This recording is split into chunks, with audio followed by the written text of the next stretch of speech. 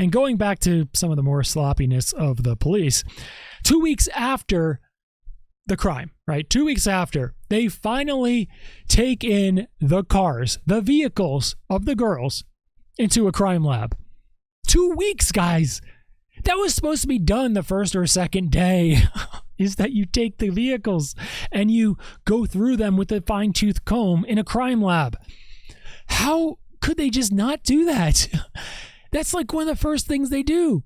And yes, you may want to just, police officer just look into every car to make sure that there's no, anything obvious that can break the case wide open. But each vehicle is supposed to be sealed, sent to a crime lab, and then investigated, looked for DNA, fingerprints, any type of little fibers, and anything odd that could possibly connect some people to the crime, especially here because they don't have suspects. Kind of important. You know what's also really shocking?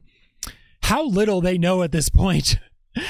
All they talk about in the press conferences and any press conference that they had, and now they haven't had one in over a week, is how much they just don't know. Why don't you tell us what you do know? How could you possibly investigate and rule so many people out if you don't know anything? Come on. How can this be? They don't even have even a profile on the suspect. There's not even a profile. Come on. You have to have some idea. At least give the public an idea of what to look out for. And I think that's the point.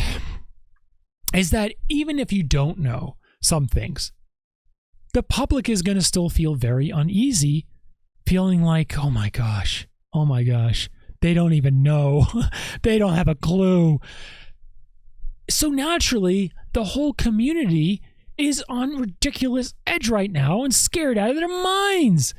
They're freaking scared. And you know what? I don't blame them because it's a small town and they're feeling like he's among us. And there's not many people to be among. Is it my neighbor? Is it the guy down the street? Is it Joe at Sam's hardware store?